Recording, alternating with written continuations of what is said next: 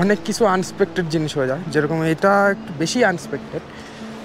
তো এইখানে আমি গাইডটার বোনের বাড়িতে যাচ্ছি, কিছু চা ফা খাবো।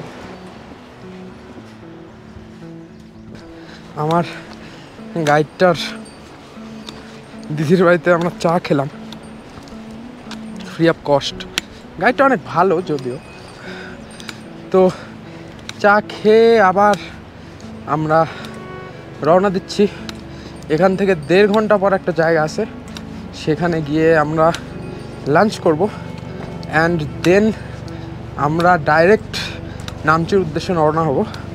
তো লাঞ্চের পরে আর কি রাস্তা পুরোটা অল্টিটিউড গেইন করতে হবে। সো দেখা হচ্ছে।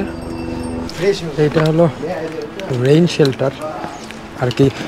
পাহাড়ে যদি হঠাৎ বৃষ্টি চলে আসে তাহলে খচ্চর এবার কি মানুষও এখানে আশ্রয় নেয়।